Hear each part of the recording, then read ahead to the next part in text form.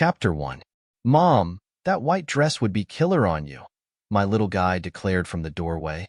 At 4, he was sharper than most, with a perpetual grown-up scowl. I glanced at my outfit. White t-shirt, jeans, simple, right? Apparently not. I coughed lightly. Here we go again, the dreaded mom fashion critique. Dan, it's not cool to diss your mom's style, I reminded him, trying to keep it light. But Dan was dead serious.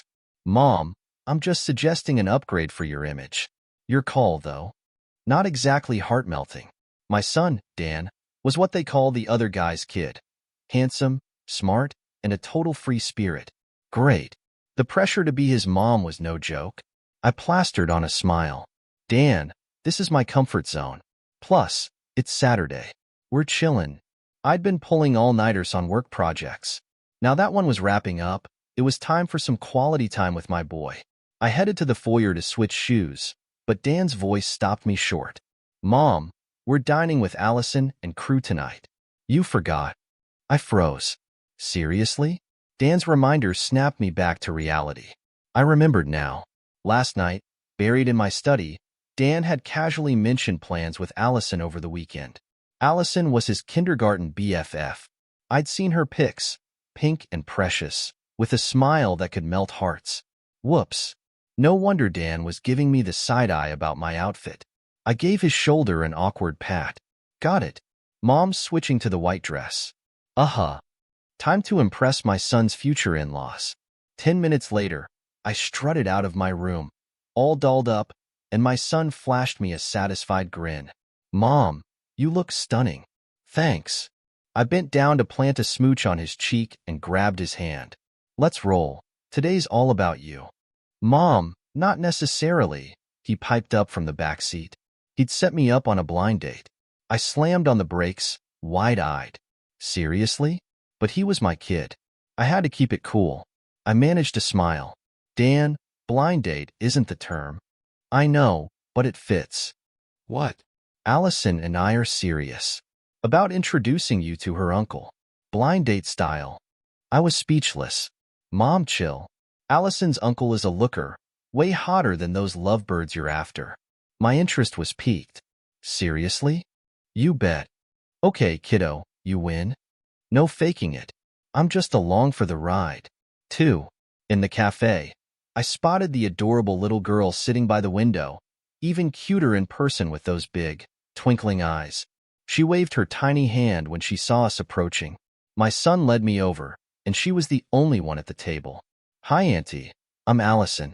You're so pretty, Auntie, just like my mom. Heart-melting.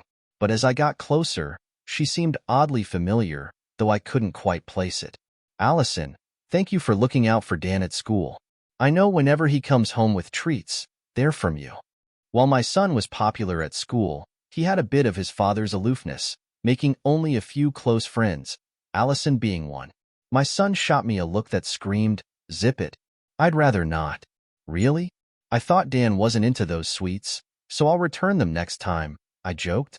My son shot me a death glare and swiftly changed the topic. Allison, where's your uncle? Before I could react, Allison called out behind me. Uncle. I turned around to look, and oh boy, I was mortified. Don't ask. Just embarrassing. Not far away, a man approached us in a sharp black suit, tall and imposing, with strong features and deep-set eyes, exuding an air of sophistication and charm. This wasn't my ex who broke my heart. No wonder Allison seemed familiar. I bit my lip and quickly looked away, following my son's lead. I couldn't help but feel a pang of guilt. I had found my son's real father in just one search. A subtle hint of mint wafted from him, just like before, cool and refreshing. Uncle, this is Dan's mom. She's beautiful, Allison chirped. I gulped, wondering if it was too late to make a run for it. I awkwardly extended my hand, but before I could, his firm grip enveloped mine. Hi, I'm Allison's uncle, James. His voice, once a fixture in my dreams, calling my name. Seeing my delayed reaction, my son nudged my arm. Right. I met James' gaze, and there it was, shock and disbelief flickering in his eyes.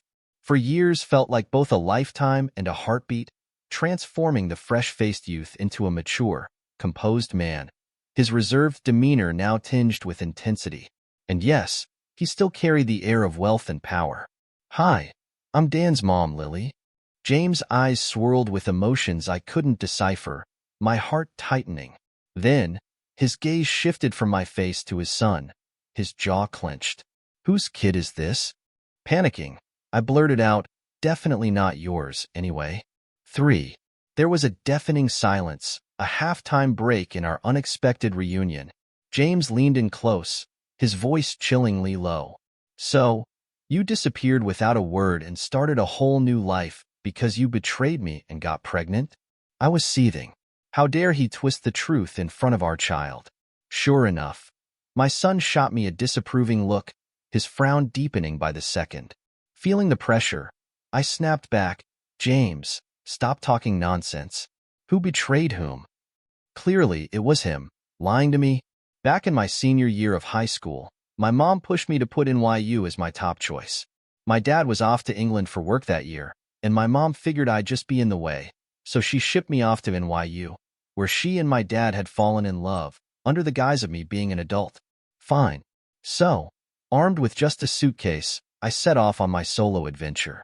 As soon as I stepped into the school lobby to check in, I collided with someone. "Oops, sorry about that. You okay?" Looking up, I was struck dumb.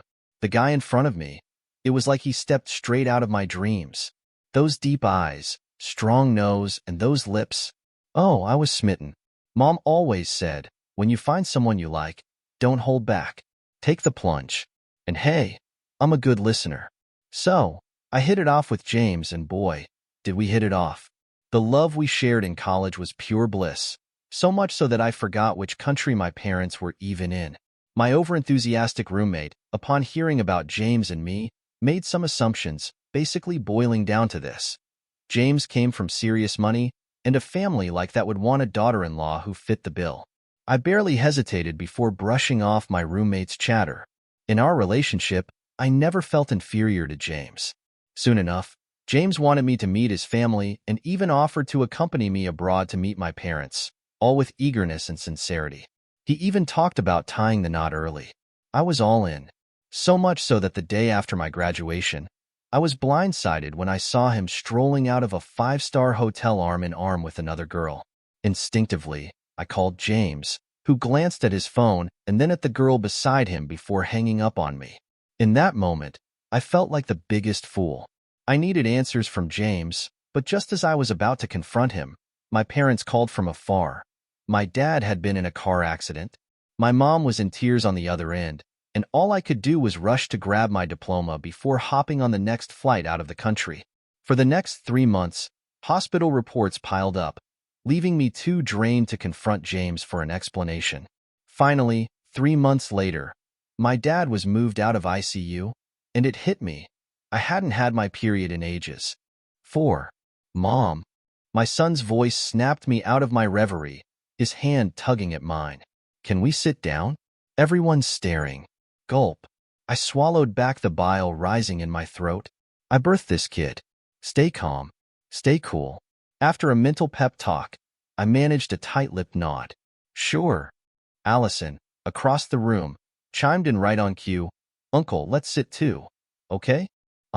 Too darn cute. Who could resist? James shot me a meaningful glance, his lips twitching into a smile. "Yeah."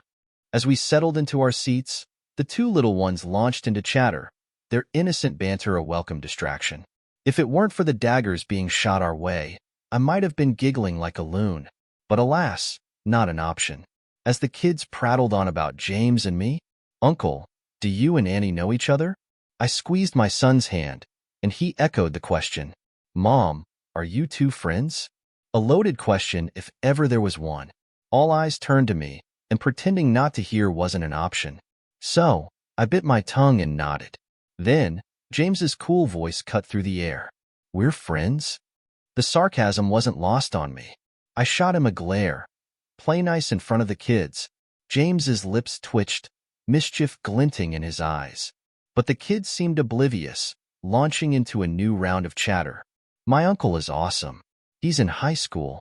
My mom's a cooking whiz. She turns the microwave into an oven. My uncle's single and not a player. Huh. Something felt off. My mom's single and totally obsessed. Silence. I felt the need to clarify. Dan, Mom doesn't need a boyfriend or blind dates. I'm happy with you. My son frowned, his tiny mouth opening. Don't you think Uncle James is kinda cute? I was about to lose it. My son looked torn.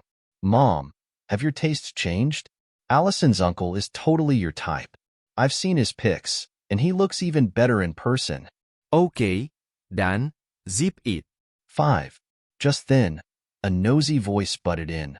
What about your dad? Does he know you talk so highly of your mom? My son shot James a serious look. Depends on the day you ask. I was floored, and James looked slightly bewildered. Huh. On Monday, my dad fell into a pit and couldn't climb out. On Tuesday, he got abducted by aliens and hasn't escaped. Wednesday, he was in Antarctica helping me catch penguins. Thursday, he was at the North Pole helping me fight polar bears. Friday, he was watching Ultraman battle monsters. Saturday, he was busy saving the world in superhero mode. And on Sunday, he needed to wrap up with a James ending. I felt like a fool. When my son was little, he used to ask me about his dad's whereabouts. At the time, I thought he was too young to understand, so I spun a few well-intentioned fibs. But he remembered them all and even assigned a day to each. Outrageous. I glanced sheepishly at James across the room, but his gaze was like two whirlpools, ready to suck someone in with just a glance. I quickly looked away. To wrap things up, my son added, I doubt my dad would even have time to know. He's so busy. James smirked. Sounds like his schedule's packed. All I could muster was a smile. Yeah, my husband had a rough go and left us early. There was a quiet from across the room. Alrighty then. That's that. Needless to say, the rest of the meal didn't exactly go smoothly, and I found an excuse to make an early exit with my son. Great. After this dinner, I might be the one with the early departure. As I settled onto the couch at home, my son cautiously scooted closer. Mom, are you mad? A bit. Why? It's complicated. I gave my son a serious look. Dan, don't you wish you had a dad? I don't want one. Huh? Then why set me up on a blind date? Because Grandma and Grandpa think you need a husband. Ah, I see. That's something I hadn't quite picked up on. At first, my mind went blank. That day on the hospital grounds, my mom and I talked for an hour and a half, weighing the pros and cons. It took me all night to decide I wanted this baby. Once my dad was out of the hospital, I told him about the pregnancy. Maybe it was a brush with death, but all my dad asked was if I was ready. I nodded, and he touched my head, saying, Don't worry, they're watching over you. That was all I needed to hear to ease my worries. From the start, my parents never once asked about the baby's father. In their eyes, the baby was just mine. Even my son's name was carefully chosen by my dad after days of consideration. As my son grew, it became clear he inherited certain traits, his intelligence, his looks. Naturally, my parents assumed his father must have been a good man too. I understand now. They just wanted me to have closure with the baby's father. For years on, that closure still eludes me. After I returned home, I was swamped with finding an apartment, a job, and a school. Before I knew it, over half a year had passed, and the need for closure had faded into the background. Who knows? Maybe James is happily married with kids by now. As fate would have it, just as I was moving on from the idea of needing closure, James and I had this awkward encounter. Mom, do you really not like Uncle James? I glanced down at my son, his head tilted back as he looked up at me. But I think you and him would be great together. Oh, hush, you. 7. Early the next morning, I woke up sporting 2 dark bags under my eyes.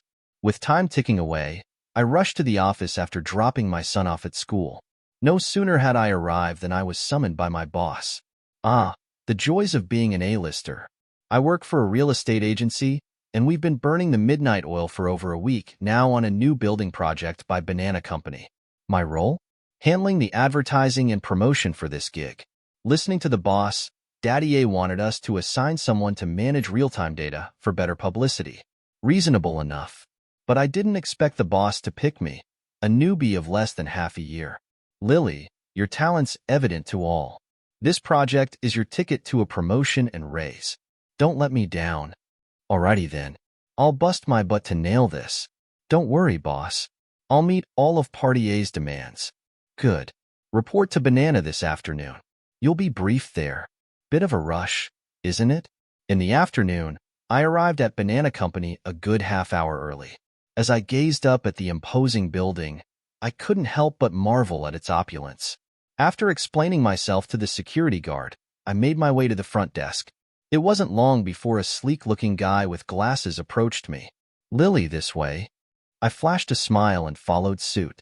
In the elevator, I noticed Lynn, the secretary, pressing the button for the top floor. Marketing department getting top billing. Huh? I raised an eyebrow, but didn't dwell on it as Secretary Lynn led me to an imposing wooden door. Lily, here we are. I gulped. Secretary Lynn, are we in the right place? Secretary Lynn's tone was serious. This project's been James's baby from day one. So, your work's gonna be under his direct supervision for a while. Streamlining things, you know? My scalp tingled. With that, Secretary Lynn swung the door open. Get in. James is expecting you. The office was vast, dominated by floor-to-ceiling windows that flooded the room with sunlight. Behind the wide desk, a figure was buried in documents, backlit and somewhat indistinct. Summoning all my courage, I ventured. James? The figure stood, tall and imposing, stepping out of the shadows toward me. As he moved into the light, his new black shirt gleamed, and his face gradually came into focus.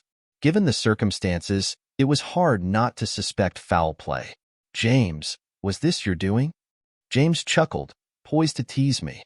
Instinctively, I raised a hand to fend him off, but he breezed past me.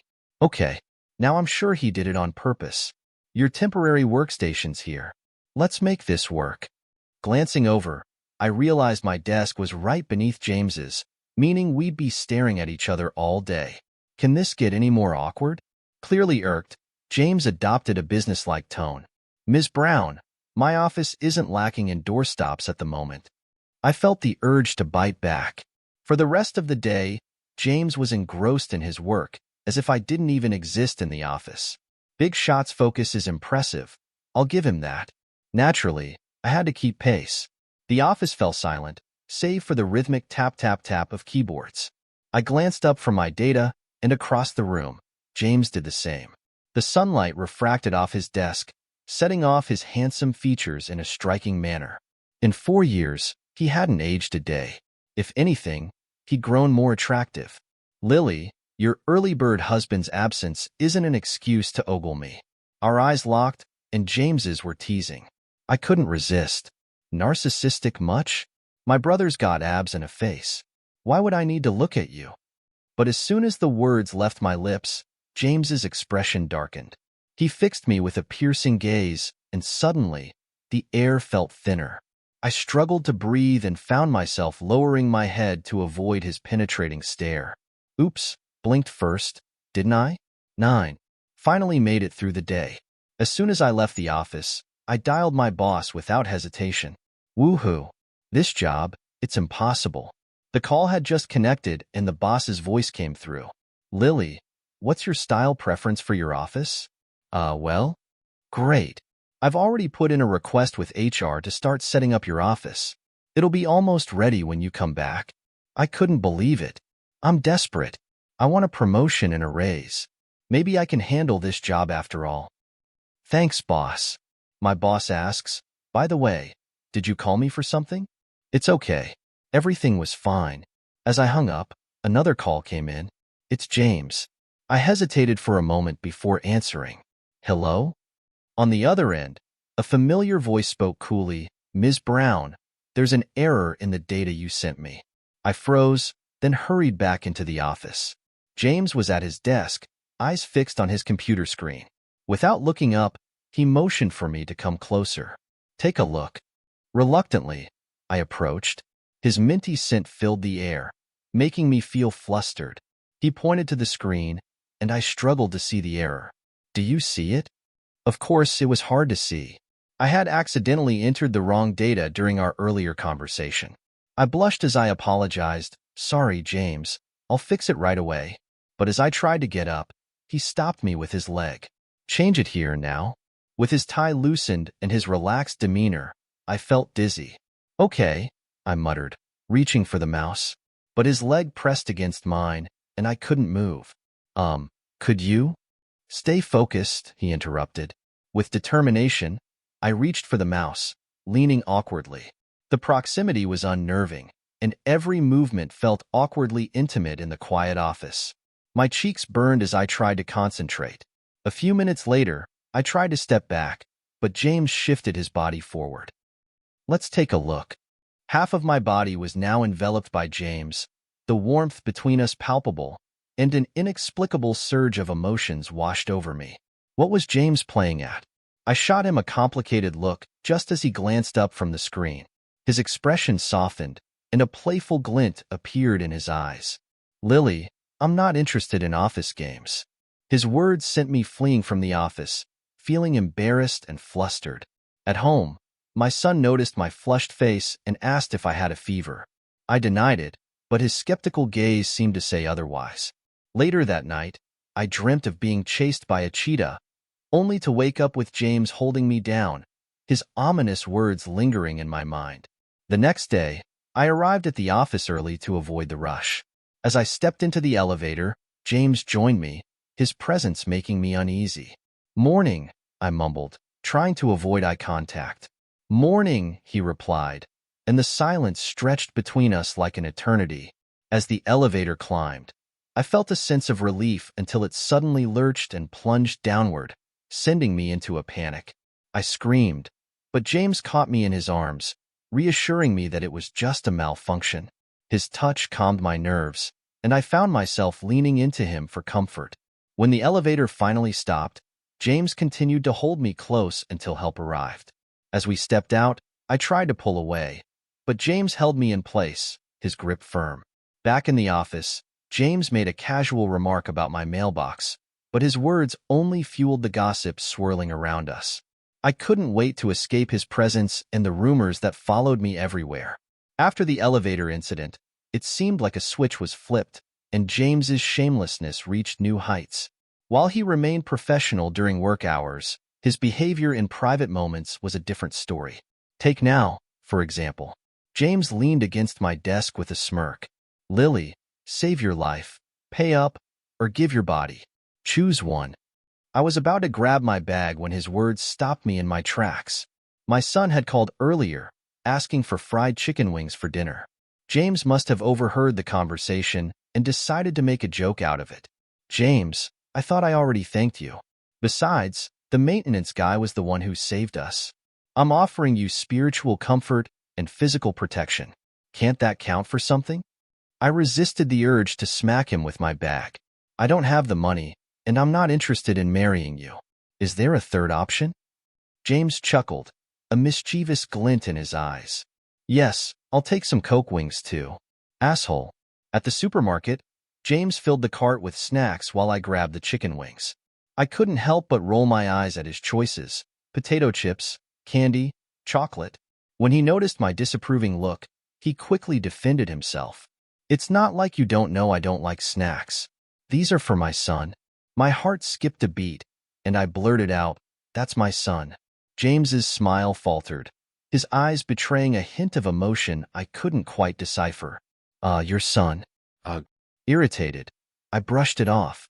Dan doesn't like these. They're full of additives, and this candy is terrible for brain development. What does Dan like to eat? James's warm breath tickled my ear as he leaned in close to inspect the ingredient list in my hand. In that moment, we looked like an old married couple, comfortable in each other's presence.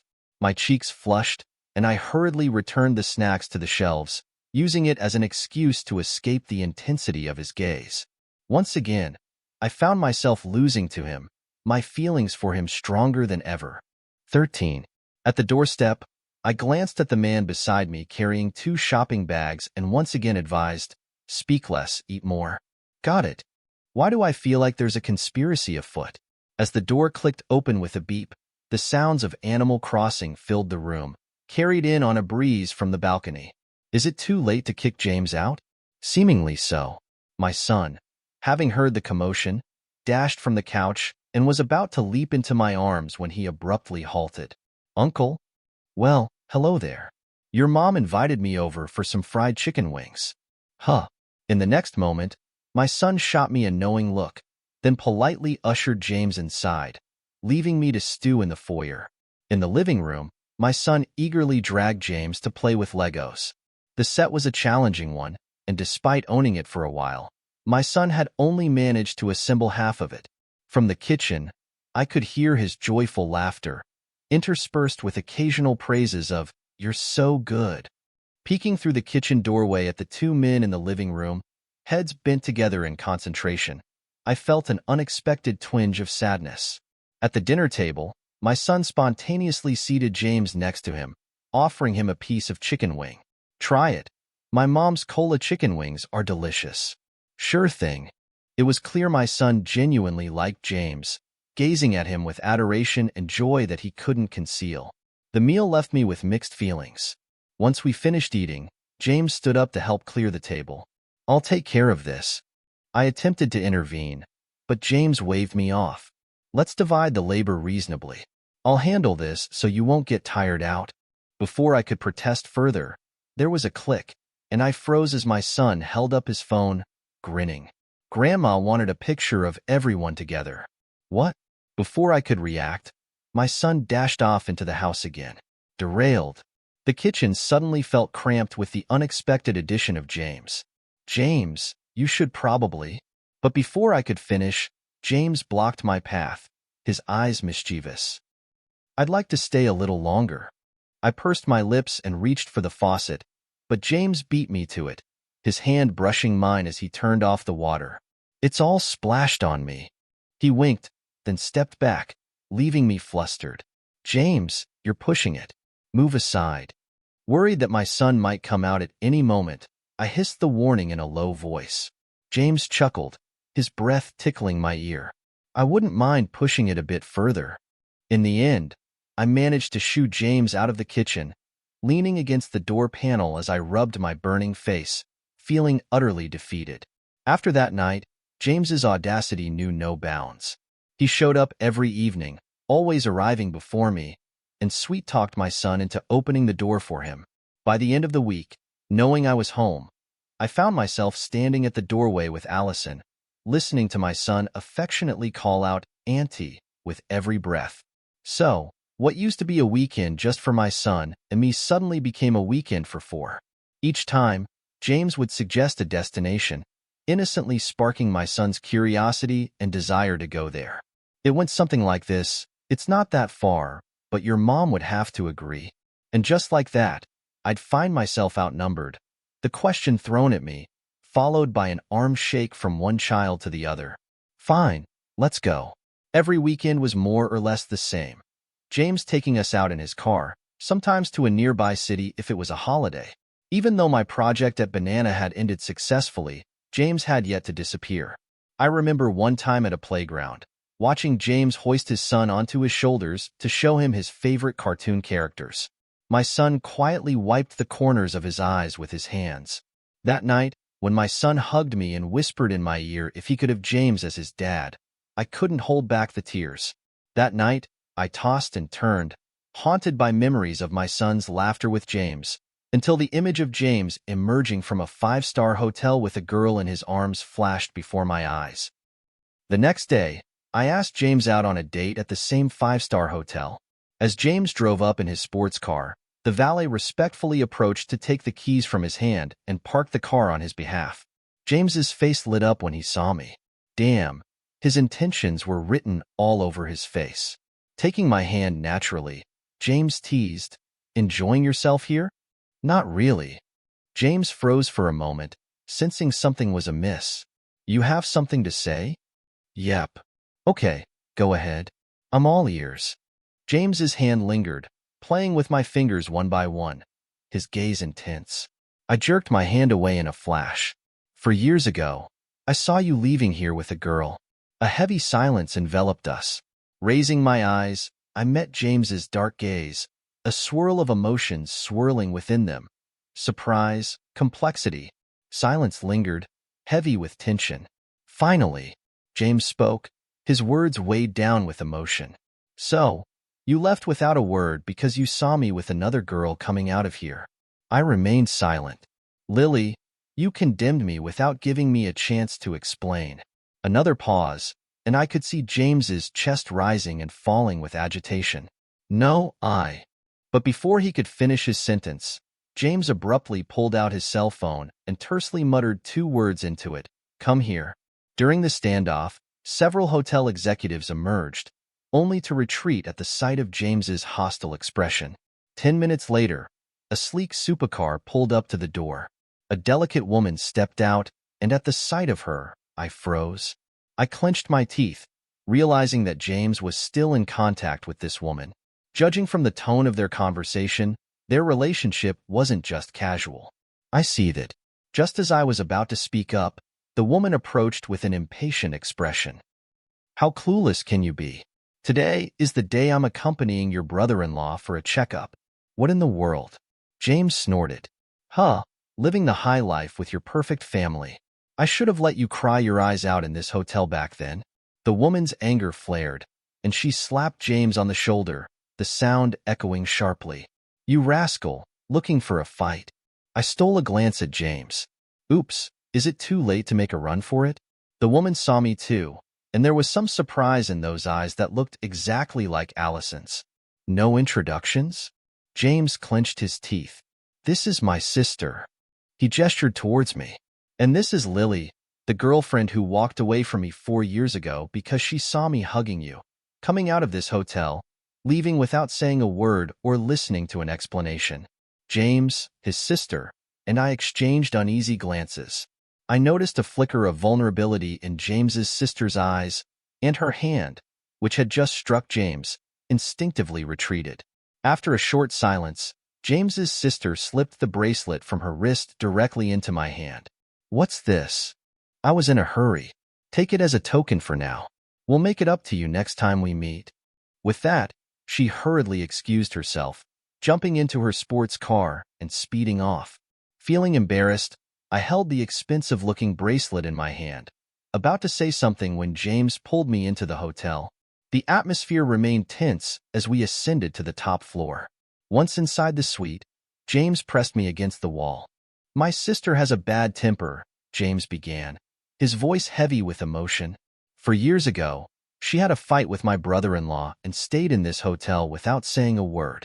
As a result, my brother-in-law got into a car accident on the way to look for her, and when I found my sister, she was completely distraught and only knew how to cry.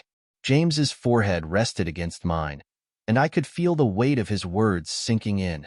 Lily, in your heart, am I so unworthy of your trust? Is my love for you so worthless? For 4 years, do you know how much I missed you, but I couldn't find you? You left without a word, leaving me to wonder. Tears welled up in my eyes as I struggled to respond. It's not like that, I managed to say, my voice choked with emotion. I wanted to find you to ask for clarification, but my father was sick, very serious. My mother called me, and I rushed out of the country. When my father stabilized, I found myself. I trailed off, unable to find the right words to explain. James gently touched my face, his touch comforting. I found out I was pregnant and was afraid I'd find out, so I gave birth to the baby alone. I finally admitted. Surprised, I asked, how did you know? James laughed softly, a mixture of helplessness and affection in his smile. Dan, he looks exactly like me when I was a kid. Dan's innocent remark brought me back to the present, reminding me of the excitement and nervousness of the impending wedding day, not just for myself, but for James as well. As we stood amidst the sea of white roses in the banquet hall, Dan's question about my nerves caught me off guard. Mom, aren't you a little nervous? I couldn't help but chuckle at his observation. How do you know? My hands are numb from scratching you, Dan replied, his honesty warming my heart, but also making me realize the unintended consequence of my nerves on him. Immediately, I released his hand, noticing the redness from my grip. I'm sorry, son. It's okay. Grandma says it's a hate marriage. I understand, Dan said, his words surprising me with their maturity and understanding. His next words, however, caught me completely off guard. And Grandma said that Daddy was more nervous than you are. In that moment, I was jolted out of my own worries and anxieties, remembering that James was likely feeling just as nervous, if not more so, about our impending marriage. It was a humbling reminder to consider his feelings amidst my own whirlwind of emotions. With Dan's reassurance and James's presence in my mind, I felt a renewed sense of calm and readiness to embrace the joy and excitement of our wedding day, knowing that we were embarking on this journey together as a family. As the wedding officially began, James walked towards me in a sleek black suit, his presence causing my eyes to well up once again with emotion. I didn't even wait to wipe away my tears, but I couldn't help but notice my dad beside me, his own tears flowing freely as he struggled to let go. Despite the emotional moment, my dad's reaction brought a smile to my face. Finally, he solemnly placed my hand in James' palm, a gesture that emphasized the gravity of the occasion. I couldn't help but notice how James' palms were already damp with nervous sweat, a subtle reminder of the magnitude of this moment for both of us. As Dan proudly delivered the wedding rings to James and me, the crowd erupted into cheers, their excitement palpable in the air. With all eyes on us, James carefully slipped the wedding ring onto my finger, his gaze filled with profound emotion. "Finally married you, Lily," James said, his voice choked with emotion. "Thank you for giving birth to Dan. He is the most precious gift I have ever received in my life." Not far away, Dan raised an eyebrow in mock arrogance, eliciting laughter from the crowd once again. James, caught up in the moment, eagerly pulled me into his arms, his words a heartfelt declaration of love. "In this life, it's so good to have you, Lily," James said, his voice trembling with emotion. At that moment, the tears that had been threatening to spill over finally broke free, and I couldn't help but laugh through my tears. Whoops, my makeup was surely ruined, but in that moment, I didn't care. I wanted to tell James how much he meant to me, how grateful I was to have him by my side. "James," I wanted to say it out loud, "it's good to have you in this life.